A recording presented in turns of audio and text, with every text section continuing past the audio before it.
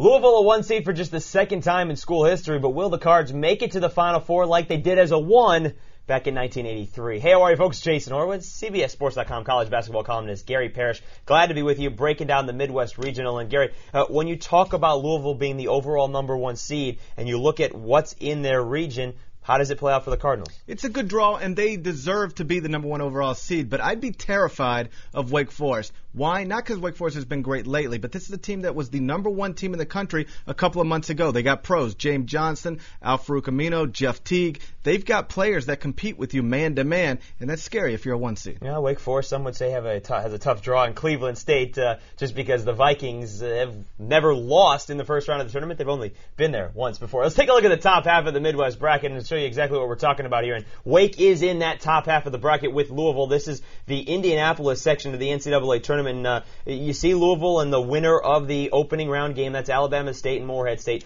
Ohio State and Siena. And we all remember that the Saints won last year, upsetting Vanderbilt in the first round. Utah and Arizona, the question mark of who got into this tournament, that's Arizona. And then you get Wake Forest and Cleveland State. And back in 1986, the Vikings as a 14 seed did make it to the Sweet 16. Now, Gary, when you talk about Utah, Arizona here, the matchup of the first round, this is the most intriguing of this top half of the bracket. Yeah, you get Luke Neville versus Jordan Hill, and it's a great matchup of big men. But this is the one complaint that I got with the entire bracket. Arizona should not be in this field. I don't know how they got in. When you start projecting brackets in the past week, you're doing last 3 in, last 4 out. They weren't in the conversation for most people. And when you look at a team like Creighton that gets left out, Creighton's got a better RPI, better record against the top 50, better record against the top 100, almost across the board. Arizona won some games, and that's great, but they lost a bunch. I don't see how they got in this field. Having said that, you see them being Utah. That's the thing. Once you put them in, are they better than a Utah team or better equipped to win this game? I think so. They got pros.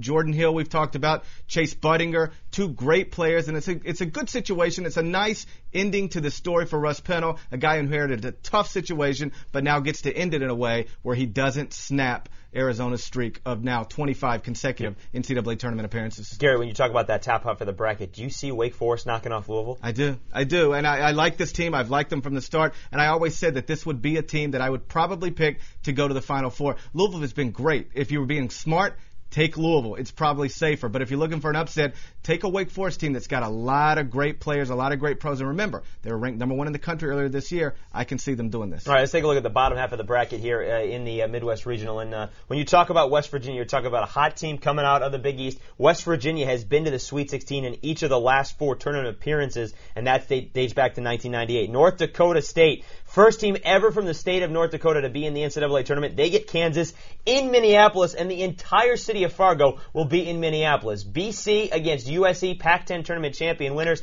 That's in Minneapolis. And then Michigan State is the 2 seed here. It's the best seed for Michigan State since 2001 when they were a 1 seed. Gary, when you talk about the key matchup here, maybe the best first-round matchup in this part, it's Boston College and USC. A USC team that is playing really well right now, obviously wins the Pac-10 tournament, and DeMar DeRozan looking like the freshman of the year that he was supposed to be. Got off to a slow start in his college career, but when I talked to Tim Floyd earlier this season, he said, look, you can't rush greatness, but this kid will be great in time. It has happened over the past couple of weeks. You throw him in there with Taj Gibson, Daniel Hackett, a bad first-round matchup for Boston College, and watch out Michigan State, because USC might be able to out-talent you in the second round. Let's get into that a little bit. When you talk about Michigan State and Kansas, the 2 and the 3, the 2 in terms of seeding that should get to the Sweet 16, do you see either West Virginia or USC, or maybe both, as teams to upset those 2 teams? I think USC could. I mean, they're playing well right now. They've got a star in the making in DeMar DeRozan. They're doing the things right now that you want when you go into the postseason,